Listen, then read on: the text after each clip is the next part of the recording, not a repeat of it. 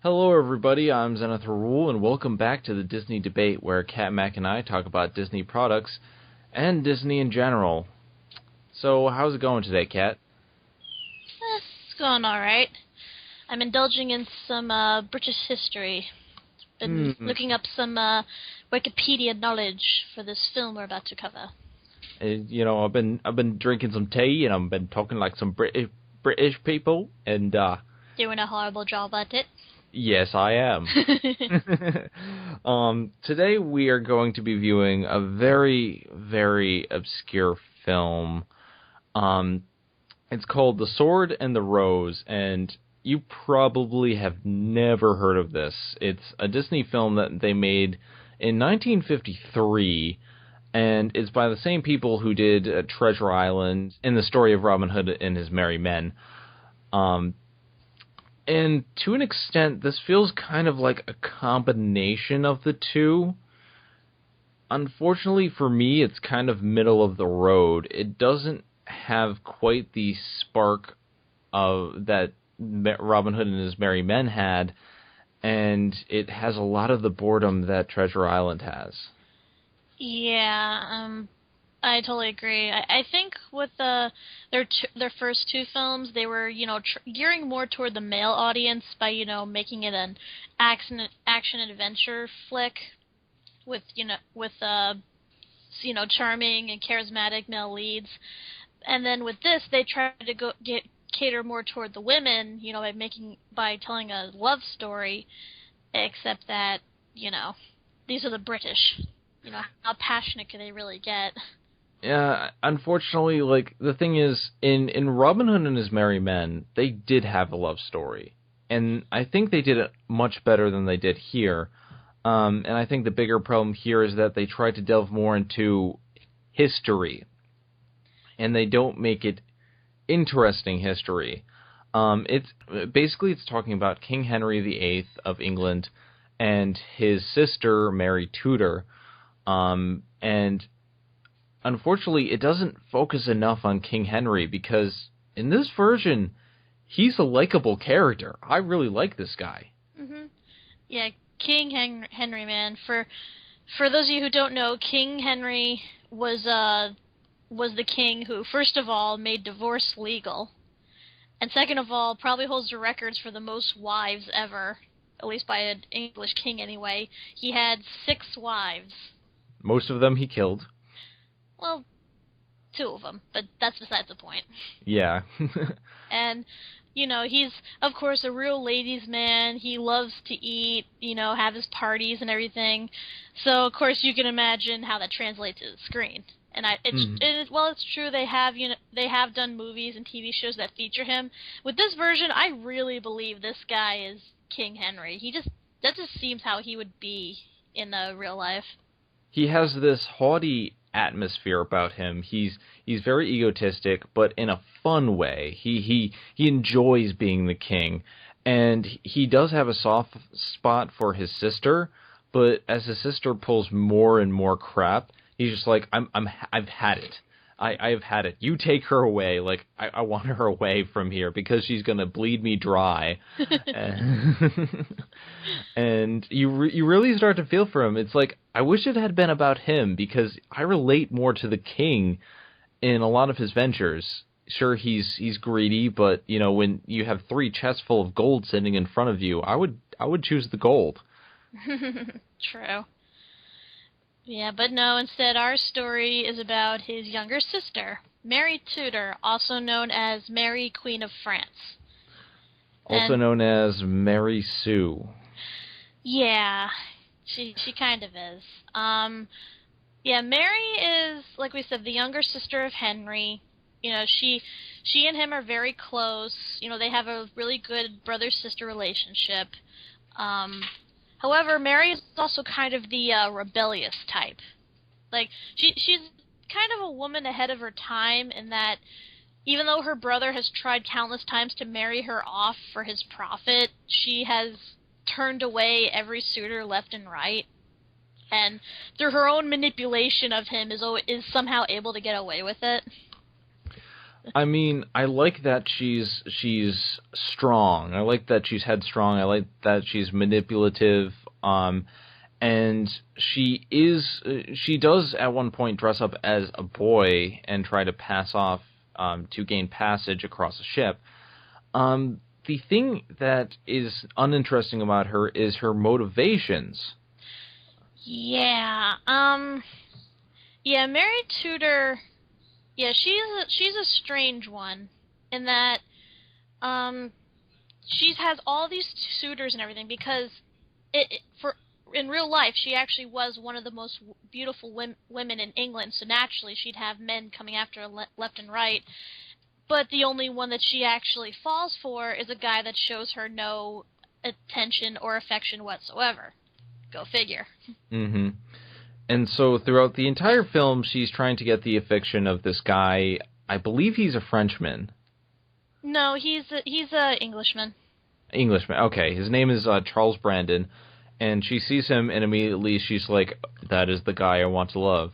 She has all these people like coming at her, and wanting to marry her, and I can kind of get that because the actress is really pretty. But it does get ridiculous at times because everyone in the film views her as an object. She's basically a sexual conquest for many of the men in this film, and that was the time, I guess, but it doesn't come across as interesting, especially when we have 3 different villains who all want to bone her. Yeah, well, I mean, true, it's, the times, of course, women were pretty much just objects and, stuff to be traded for. 'Cause, yeah, she ends up having, aside from her love interest, she also has a guy she was formally engaged to, a king that she was promised to, and then a future king that wants to acquire her as his queen. Mm-hmm. So. And so that's one of the big thing where we have everyone coming after her, and I don't think that leaves enough room for her as a character because, as we said before, basically she wants to get with Charles Brandon, and that's her entire thing throughout the film that she does. That's the only thing throughout the film that I can remember her doing besides, dancing, but that her whole dancing bit is about Charles Brandon. Mhm. Yeah, so speaking of Charles Brandon, yeah, he's nothing worth going after, in my opinion. In fact, he's rather bland. He's blander than Tudor. Like, what you can say about Tudor is the fact that she may have bland goals, but her character is pretty interesting in the fact that she is strong as a woman and she's ahead of her time. Brandon has nothing. Yeah, he's pretty much, he's sort of like the forbidden fruit for her because, of course, she's a princess and he's a commoner. And of course he's the only guy that, doesn't drool every time she walks into a room. And so naturally she pursues him, but he doesn't pursue her back. And he does this for both stupid yet logical reasons. Because he won't do it because he believes that she's too good for him, being a princess and everything, which is kind of stupid because she's a goddamn princess. Why would you not want to get with a princess? Especially one that has turned away, men left and right and is suddenly showing affection to you. So, I mean, this is a chance for you to, actually get someone good looking and also to have, a standing in society. But then, at the same time, it is kind of logical on his part because, again, he's a commoner, and commoners really aren't allowed to marry royalty. It actually is a rather strict rule, and royal family members have been disowned for marrying out of their status.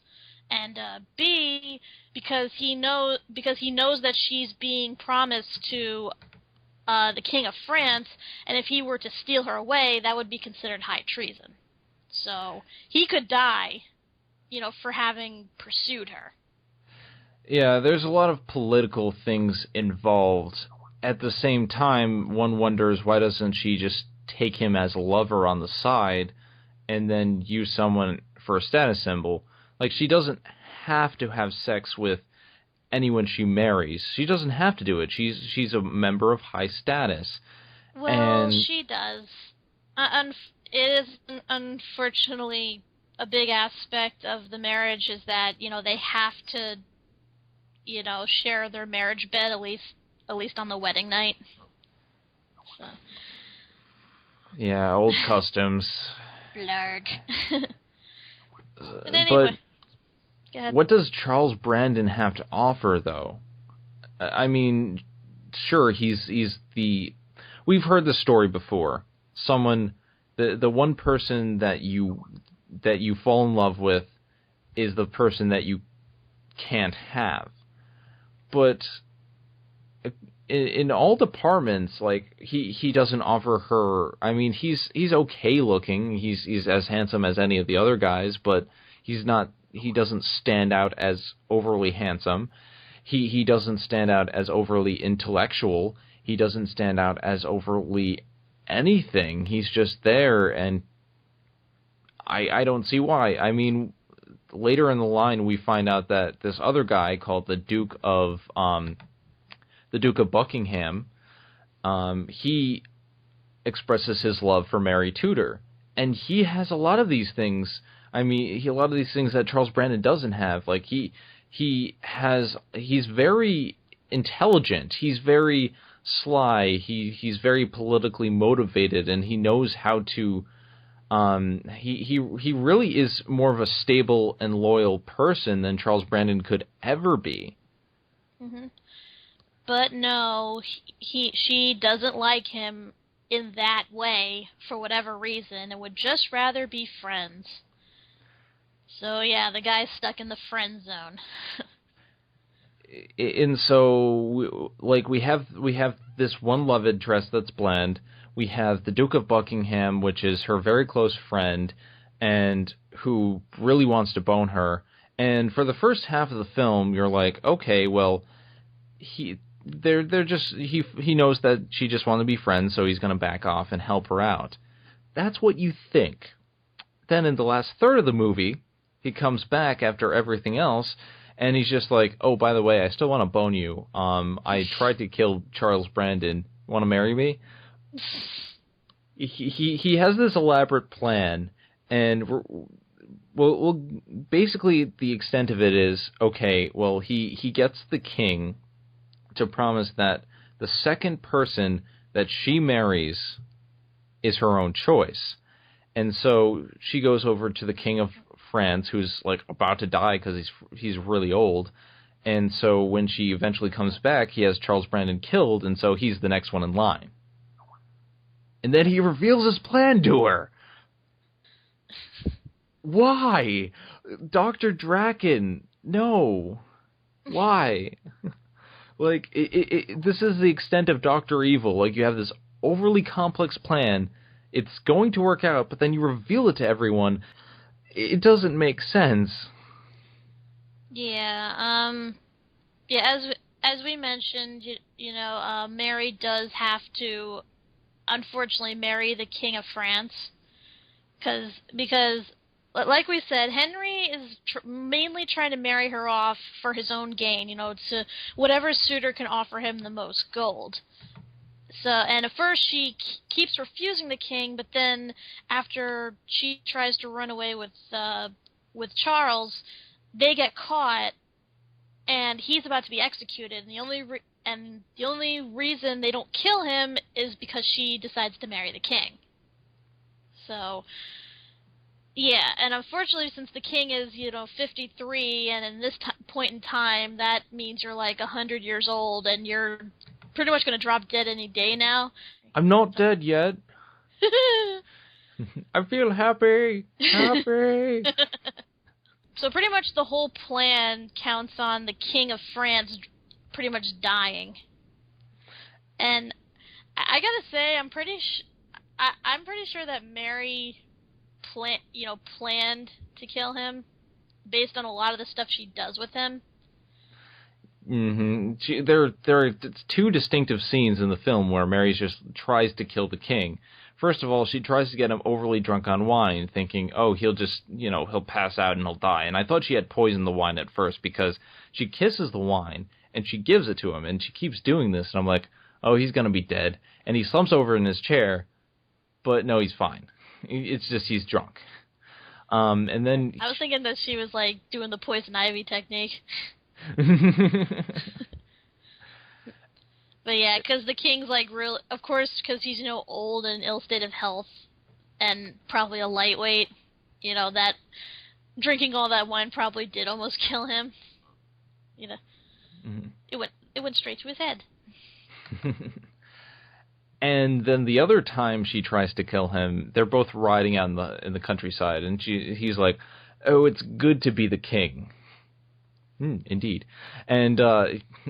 And so they're riding, and she starts racing him, and he goes so fast, you think he's going to get a heart attack. But he doesn't. No, he just gets really tired and worn out, I guess, from riding on a horse. I don't know. I don't ride horses, but I didn't think riding them was that exhausting. I mean, it's not like he's using his feet like the Flintstones. True. But yeah, and she does seem a little bit remorseful about, doing this to him, but you can tell she really isn't. Mm-hmm. And so the king eventually dies of old age after about 15 to 20 minutes of trying to kill him scenes. And then we have a new person come to the throne who wants to bone her. And during the king-killing scenes where they're riding, this guy pops up out of nowhere, like you've never seen him before. And it's this French guy, and he's like, "Oh, mademoiselle, I want to bone you because the king will die soon, and I'm the next in the line for the crown." And yeah, this is Francis. He would soon be the new king of France after the death of Louis.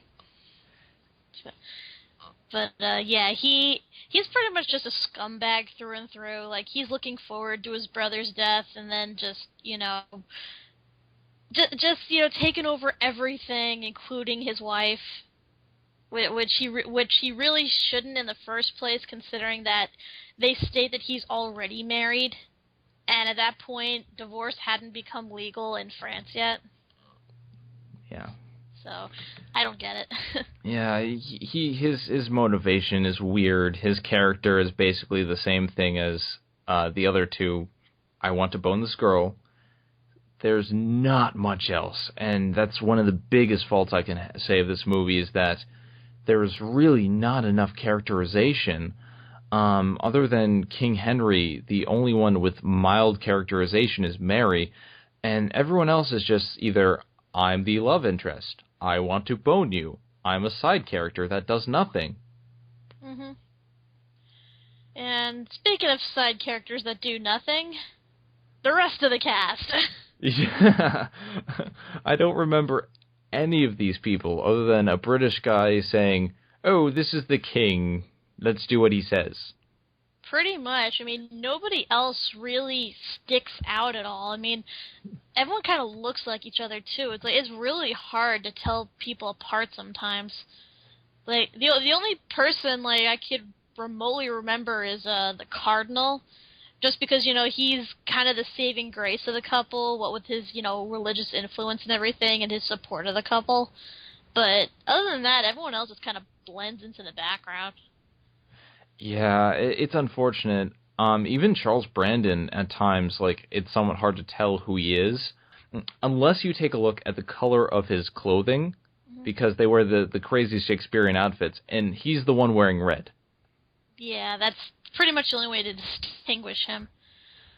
And should we discuss their romance, if that's what you want to call it? What romance? Yeah, for a movie about love and everything, and for having a forbidden romance and marrying outside your stature and everything, it is so boring. Oh my God, there is no passion between the two, none whatsoever, and pretty much Mary has to do everything. She has to do all the stuff that a man should do when wooing a woman. Like she even makes him pick a bouquet of flowers for her and make up poetry for her because that's how uninspired he is. And then there's one of the worst scene in the movie, the poetry scene. Okay, they're sitting down, and she's like, "Oh, I want you to do things for me. You're my bitch."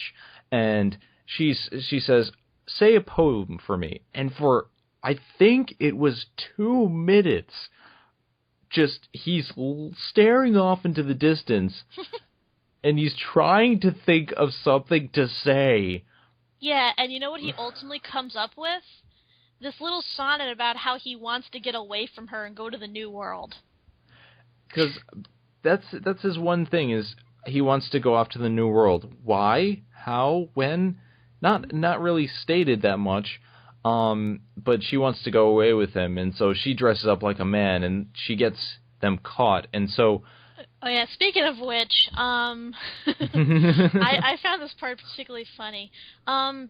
From the beginning up to the part where he's about to leave for the New World, Charles Brandon shows no interest in the princess, no, real desire to, try or attempt to try to woo her or flatter her or do anything, to show that he likes her. I mean, there's at one point where they almost come close to kissing, but, that was just a fleeting moment. Then he goes to leave, and she chases after him.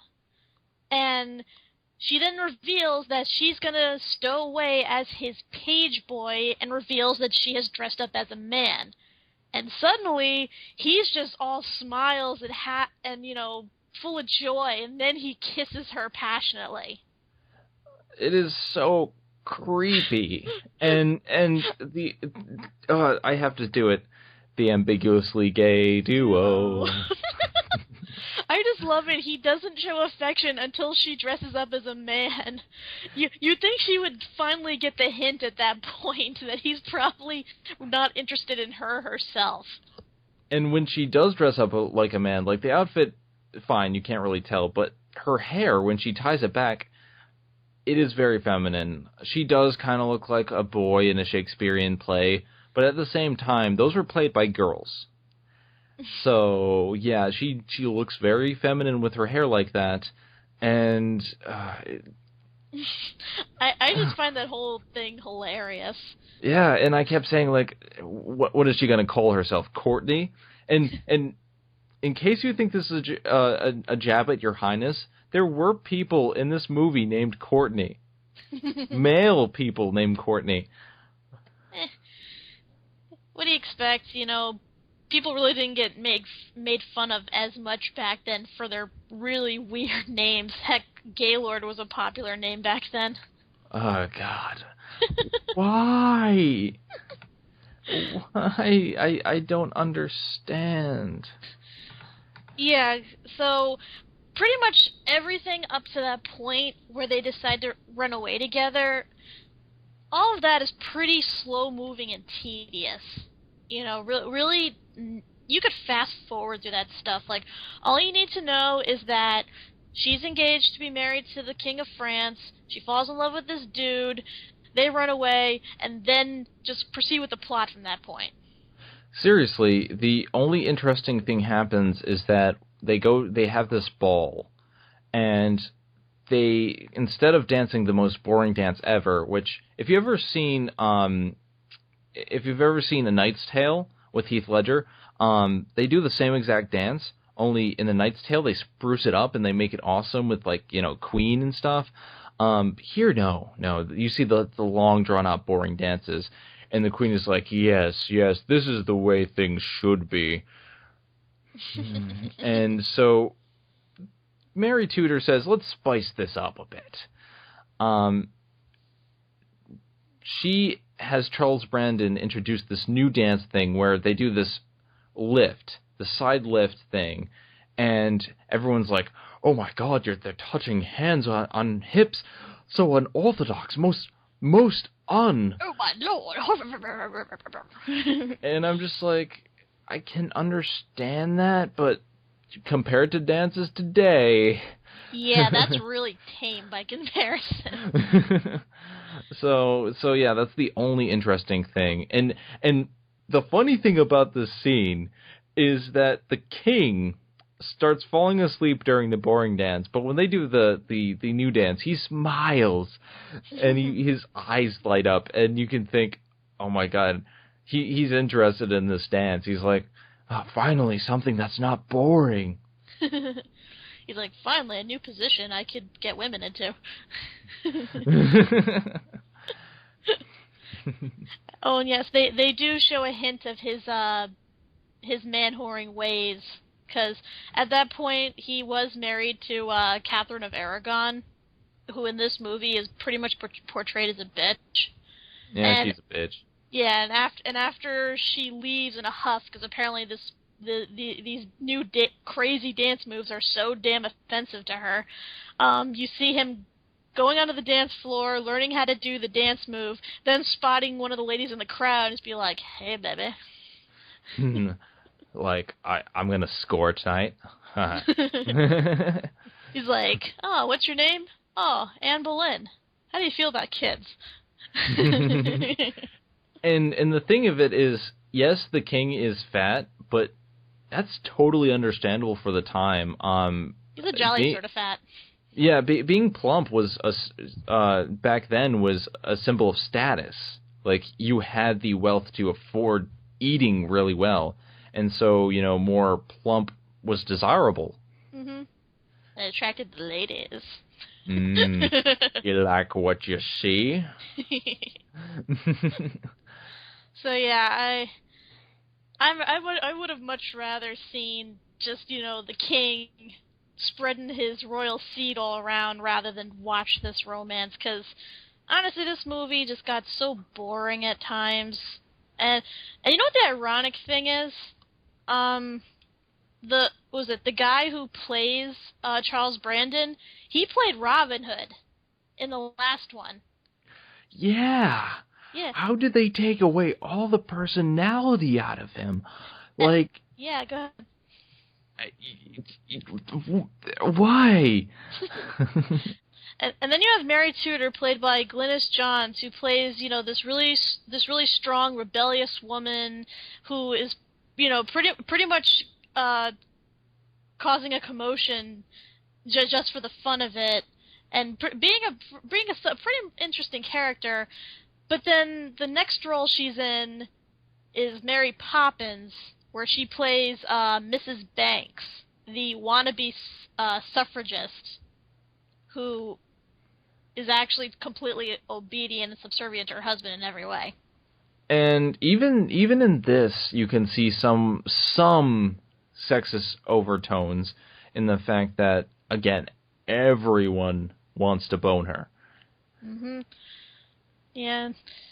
And in comparison, because, of course, obviously this story is not completely accurate. I mean, seriously, what Disney film is accurate to and true to its source material?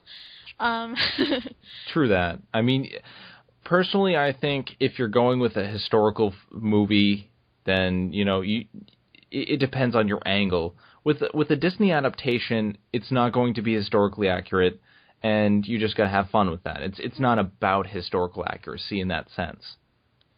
Yeah, and in terms of this movie, when I compare, the real history to this movie, like, I'm pretty sure the real life events were probably a lot more romantic than the movie was, because yeah, again, a lot of what happened is true. Mary Tudor did fall in love with Charles Brandon as she was being promised to Louis XII. And, she married him and was with him for about 3 months up until he died. And then Charles Brandon was sent there to to take her back home to England, but while there, suddenly their romance just blossomed and they up and eloped. And that caused a big thing with Henry VIII, because this is his sister, and he actually told this guy, hey, go pick up my sister, but please don't marry her. And he did it anyway. Where in this case, in the case of the movie, he's just actively trying to avoid her until eventually he just can't do it anymore because he knows she won't leave him alone. And then suddenly after that, he just can't be without her. Suddenly there's this underlying plot of another guy who tries to kill him and then wants to, force her into marriage with him and everything. I kind of like the first story a lot better because it's simpler. And the thing is, it seems like I know Princess Bride wasn't made at this point in time, but it feels like The Princess Bride, only not good. Yeah, because they could have, if they had stuck to what actually happened, they could have made it a lot simpler. They could have gotten rid of the Duke of Buckingham, because really, you could have made Henry VIII into both a likable character, but at the same time an antagonist. Because again, he's the frickin' king. Mm-hmm. He has the power pretty much to do anything. He could have your balls chopped off if he desired so. And there are a bunch of unnecessary characters. The second French king, you can cut out a lot of these people and still move on with this love story.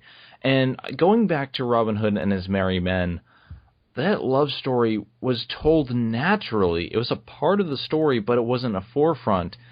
And it occurred the way love naturally would. They were childhood friends. They grew up together. Eventually, they grew an affection towards each other, and then he went away and he became Robin Hood. And when he comes back, he has this mystery about him, and she remembers, oh, this guy that I kind of had a crush on, and their love blossomed.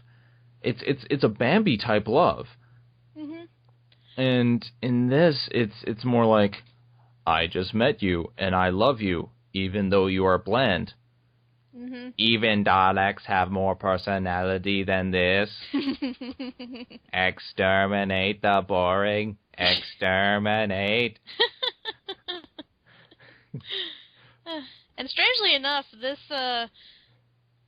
film somehow sort of inspired the plot for Lady and the Tramp.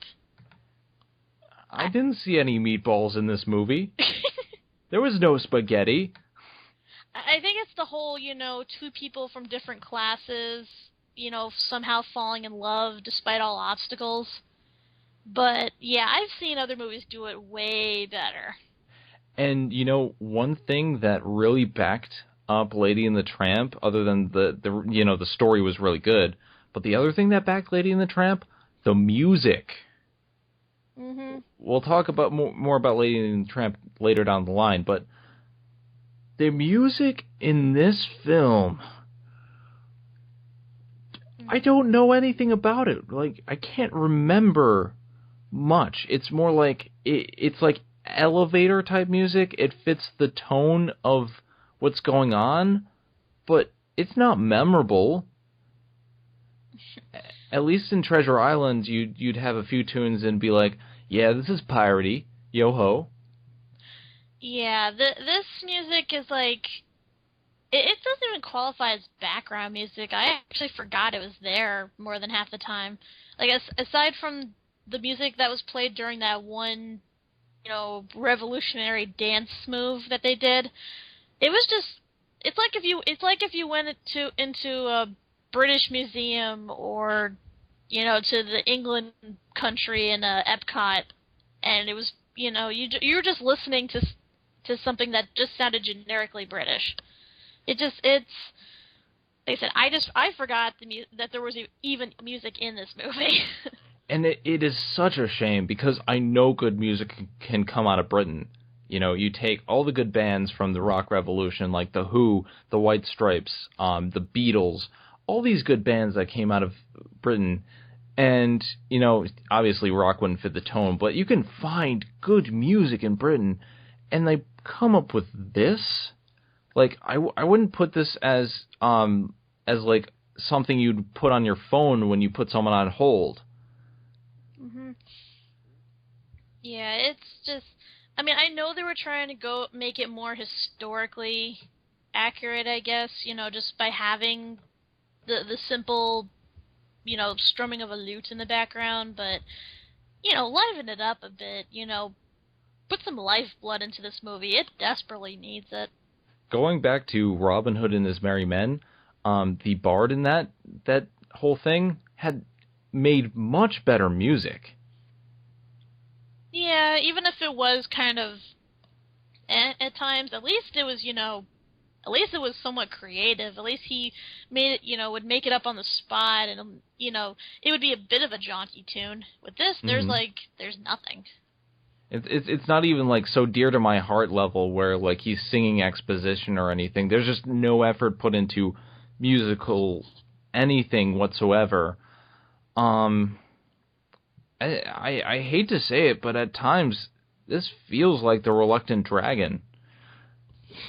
Well, I don't know about that. Like, The Reluctant Dragon at least was, as infuriating as it was at least fun to make fun of. With this, I don't know, I was bored.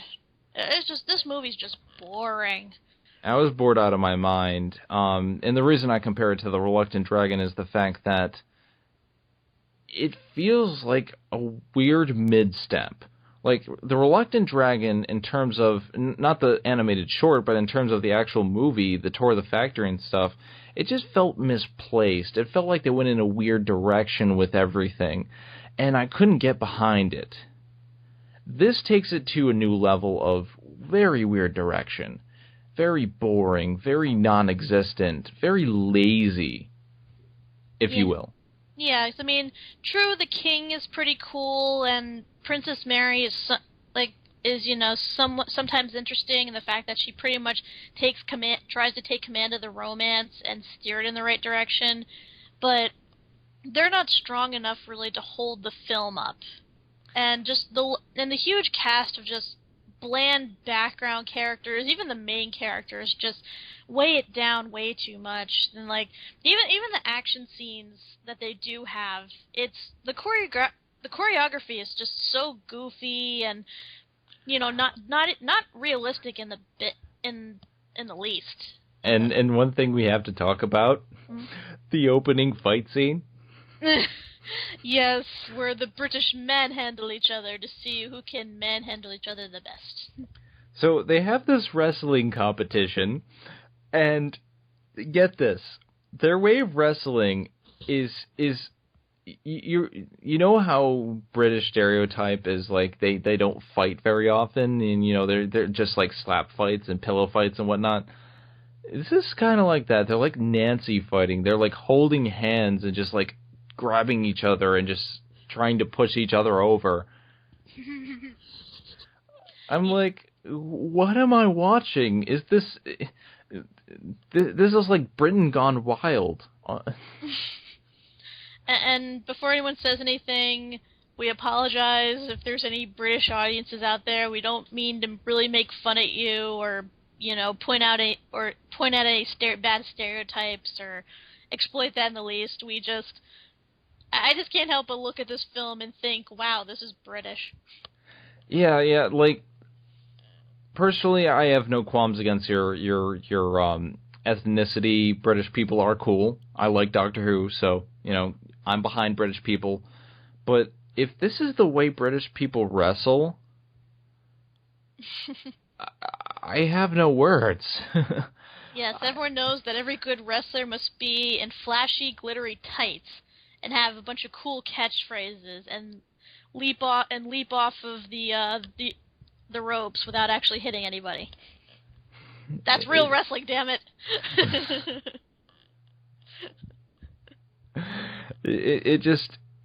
There are parts of this movie that are so bad they're good, but then there are just really, really boring parts. And I have to say, this movie has the cardinal sin of it. We've covered infuriating movies on the show before. We've talked about Cinderella 2, and we've talked about So Dear to My Heart and The Reluctant Dragon, and, you know, stuff like that just really got up my rage level. This is kind of like, when does it end? And then there's a perk of, oh, hey, I like the king, but he's never there. And then there's the silly wrestling and stuff like that, but that's only for like 2 seconds. Yeah, that pretty much mimics my opinions exactly. It just, I don't know, talking about this is kind of making me feel lethargic. Because what is there really to get excited about? What is there to, like, really praise the movie about? It's not like it does anything, you know, revolutionary. I mean, true, you know, you have a strong woman as a princess. Well, yeah, that's cool, but we've seen films that have done it better. And true, you know, they have this forbidden romance between two different classes, but again, we've seen it done better in other movies. Yeah, and it doesn't even have things that are so ridiculous they're funny. Like, yeah, we talked about the fighting and we talked about all the things, but those are only slightly silly. It's not like bears slapping each other. Bears. No, there's nothing really worthwhile about this film. It's not fully historically accurate, so it doesn't work as a documentary film. It's not like super enjoyable, and it doesn't do anything groundbreaking, especially in terms of Disney, because we've seen this sort of film in Treasure Island. Yeah, and while they did do the right move of actually putting women in this film, and, you know, making them enjoyable characters at that, you know, even then they kind of botch it a little bit by just, you know, having her be just a love interest and just a trophy to be won. So, I will say this about the film, though. It was not Adventures in Wonderland. Yeah, that is one thing to its credit. I mean, yeah, Adventures in Wonderland made The Reluctant Dragon look like a walk in the park. Seriously. And so, what more can we really say about this film? Not aside from what we've already said. I mean, the characters are bland, the music is non-existent, it's boring as all hell, there are some silly plot points, and everyone wants to bone the chick. So, bland, bland, bland, boring, boring, silly, bland, bland, bland, boning the chick. There you go. That's Yay! We've just saved you 90 minutes. Thank us. Yeah. Well, unfortunately, we're not out of the blandness woods just yet. Or the obscure woods either. Next thing we have to review, assuming we can find this, because I'm kind of doubting my research techniques at this point, it's going to be a two-parter. We have The Living Desert and The Vanishing Prairie. And these are documentaries. Hooray! Like we weren't bored enough. Let's hope they can make them interesting. I have seen good documentaries. I have seen documentaries that have been really well made, like Planet Earth. Like, there's a lot of Discovery Channel stuff that have been really well made. Yeah, and Disney, I mean, it's a known fact that Walt Disney actually preferred animals as opposed to people, which is why once he had gone into television, he would often do a lot of live-action shows that featured, you know, animals in their natural habitat and all that. So, you know, we'll see how his first documentary goes. I mean, and it's a documentary, so I don't know how much we're going to expect out of this, but it should be interesting. It'll be better than Adventures in Wonderland. Yeah. See, that is the new Reluctant Dragon, guys. Saying that right now. And we're gonna keep up a running tally. I'm gonna try to keep track of all these. So far, we have 4 films that infuriate me to the point of mentioning them every single episode. And speaking of a Disney death count, should we add the deaths in this one? Yeah. Even though they are really forgettable. I forgot them, but we have to add them. It's like Charles Brandon's death doesn't count because he didn't actually die, but there's some minor deaths here and there. So yeah, and plus the king. But then again, he was old. He died of old age, even though she tried to do all this to kill him. Pointless. Let's play the Linkara drinking game. Right, so. But anyway, guys, this has been a look at one of the most obscure and probably most boring that I've seen of Disney's films, The Sword and the Rose. Yeah. So forgive us for sounding so lethargic and out of it, but that's what a movie like this does to people. Yeah, don't watch it. It'll bore you. But anyway, guys, thank you for watching the 26th episode of the Disney Debate. If you have any comments, criticisms, suggestions, or Disney movie suggestions that have been distributed by Disney but don't fall under main Disney canon, please let us know. We're looking for your opinion on what to do for special episodes in the future. You can leave these comments in the comments thread, or you can follow us at twitter.com/ZenithRule and twitter.com/EphraimTRabbit. If you do not want to do that, then you can always follow us at Facebook. Everyone has a Facebook. You can follow us at facebook.com/ZenithRule and facebook.com/CatMac, or go to our Facebook fan page at facebook.com/TheDisneyDebate and give us suggestions and chat with us. We like interaction, and we want to hear your opinion of our shows and of Disney movies. But until then, next time we're going to talk about something probably less interesting than this. Hopefully it'll be a little bit more. Until then, I'm Zenith Rule. And I'm Kat Mac /FromTRabbit/CatTCritic. And we will see you next time. TTFN, ta-ta for now. Thank you for watching The Media Meltdown. Don't forget to like, comment, and subscribe for more awesome videos. And if you like what you see, show your support on the Patreon page at patreon.com/Media Meltdown. See you all next time on The Media Meltdown.